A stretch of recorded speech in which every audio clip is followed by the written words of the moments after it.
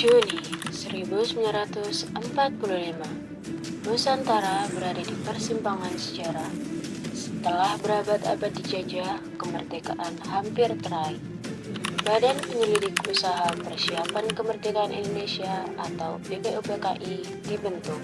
Tugasnya monumental, merancang fondasi Indonesia merdeka. Pertanyaan besar menggantung, dasar negara seperti apa yang akan dipilih? Republik atau kerajaan? Bagaimana peran agama dalam hal ini? Perdebatan sengat pun segera dimulai, mengukir jalan menuju jembatan emas yang telah dicita-citakan.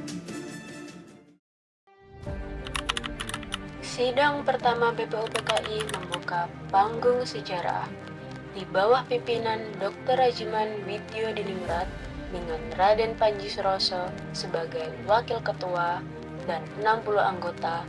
Forum ini menjadi tempat lahirnya gagasan besar tentang Indonesia merdeka.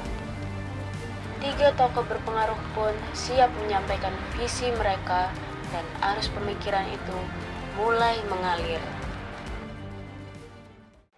Bapak-bapak anggota yang saya hormati, tujuan kita berkumpul pada tempat bersejarah ini hanyalah satu, yaitu membicarakan Undang-Undang Dasar Indonesia Merdeka. Untuk itu saya persilakan kepada bapak-bapak anggota untuk menyampaikan pendapatnya.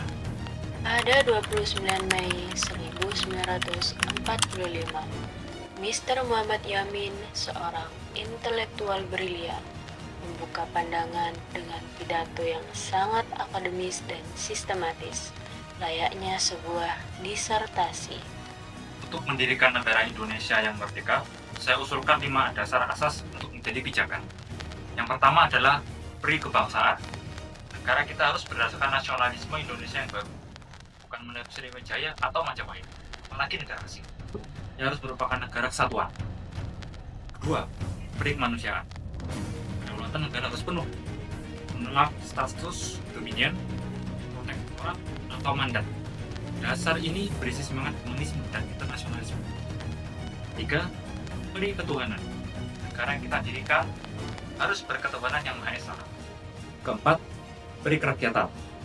Negara harus berdasarkan pada permusyawaratan yang berasal dari ajaran Islam dan tradisi kita. Perwakilan dari struktur desa kita dan kebijaksanaan dan rasionalisme.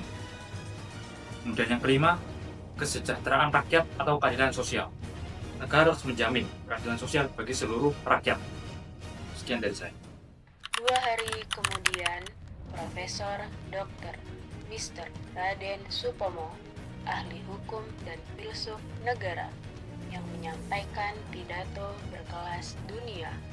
Ia membahas tentang dasar pikiran filosofis negara. Saudara-saudara, kita harus menolak beberapa paham yang tidak cocok dengan jiwa kita. Kita tolak individualisme, teori perseorangan ala barat yang egois dan melahirkan imperialisme. Kita tolak teori kelas ala Marxis-Leninis yang hanya menindas kelas lain. Dan kita juga tolak negara Islam karena ia akan mempersatukan negara dengan golongan yang terbesar saja dan berpotensi mengabaikan golongan kecil. Lalu, apa yang kita pilih? Saya mengusulkan teori integralistik negara persatuan. Negara kita tidak boleh memihak golongan manapun. Ia harus mengatasi semua golongan dan individu, membentuk satu kesatuan yang harmonis dan harmonis. Pun dalam sebuah keluarga, negara adalah penjelmaan seluruh rakyat. Inilah yang sesuai dengan semangat kekeluargaan dan gotong royong kita yang asli. Dan pada hari terakhir sidang, 1 Juni 1945, datanglah suara yang berbeda dari Insinyur Soekarno. Dengan gaya populernya membawa angin segar dan semangat yang membara. Banyak di antara saudara-saudara yang zuar bicik, terlalu berat hati, bertele-tele dari mana kecil, padahal di depan kita terbentang jembatan emas menuju kemerdekaan. Kita harus berani melangkah. Urusan detail kita selesaikan nanti. Saya telah mendengar usul-usul yang brilian. Dari itu saya mengusulkan 5 dasar bagi negara Indonesia. Saudara-saudara, saya namakan ini Pancasila. Panca artinya 5, sila artinya asas atau dasar. Sila pertama, kebangsaan Indonesia. Sila kedua, internasionalisme atau perkemanusiaan. Sila ketiga, mufakat atau demokrasi, permusyawaratan dan perwakilan. Sila keempat, kesejahteraan sosial.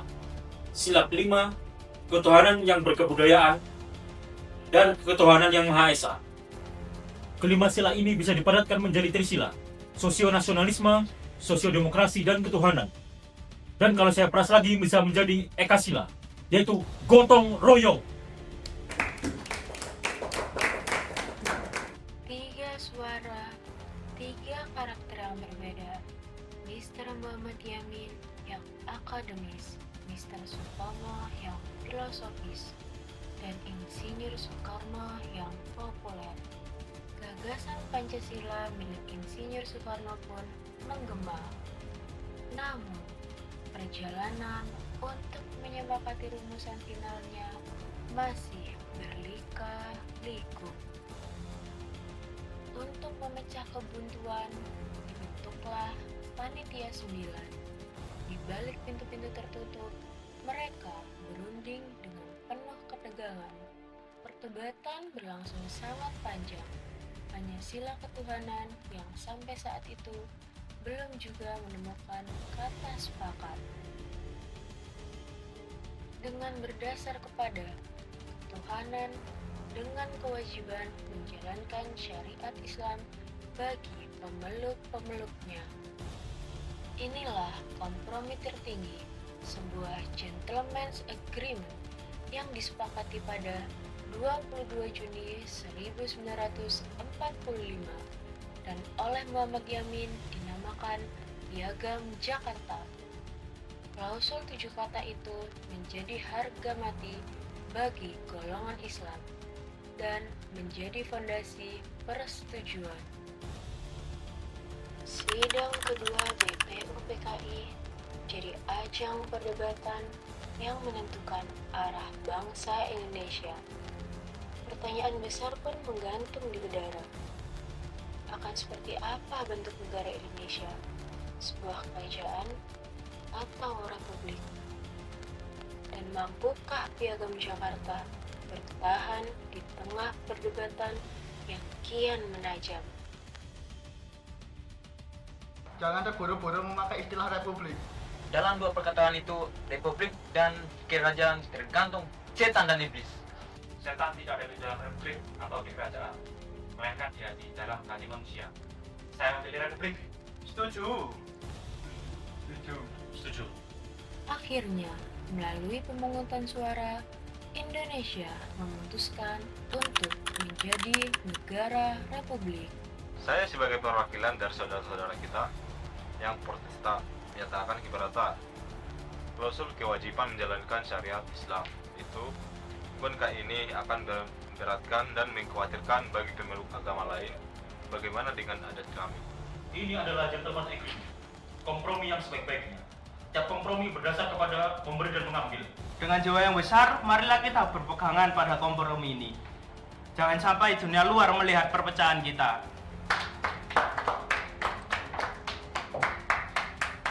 Berkat semangat persatuan, Piagam Jakarta berhasil dipertahankan sebagai mukadimah Undang-Undang Dasar.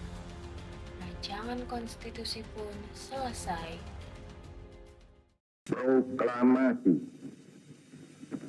kami, bangsa Indonesia, dengan ini menyatakan kemerdekaan Indonesia. Sehari setelah proklamasi kemerdekaan, situasi berubah drastis. Sidang Panitia Persiapan Kemerdekaan Indonesia atau PPKI digelar dalam nuansa genting. Sebuah keputusan berat harus diambil untuk mempertahankan persatuan bangsa. Atas nama Persatuan Bangsa, saya menerima informasi dari perwakilan Indonesia Timur yang menyatakan bahwa jika klausul 7 tetap dipertahankan, beberapa daerah mungkin tidak akan bergabung dengan Republik Indonesia. Jadi, saya mengusulkan perubahan pada Piagam Jakarta, menghilangkan frasa dengan kewajiban menjalankan syariat Islam bagi pemeluk-pemeluknya, menjadi negara berdasarkan dari atas ketuhanan yang Maha Esa. Tanpa perdebatan panjang, usulan diterima. Semangat persatuan di atas segalanya. Hari itu, Undang-Undang Dasar 1945 disahkan dan Soekarno terpilih menjadi presiden dengan Muhammad Hatta sebagai wakil presiden pertama Indonesia. Proses panjang perumusan dasar negara dan konstitusi mengajarkan kita satu hal. Indonesia dibangun bukan oleh satu pikiran, melainkan dari perdebatan, kompromi, dan semangat gotong royong yang luar biasa. Warisan para pendiri bangsa ini bukanlah dokumen mati, melainkan semangat untuk terus bermusyawarah, mencari mufakat, dan mengutamakan persatuan dalam kemajemukan. Sebuah warisan yang harus kita jaga sepanjang masa.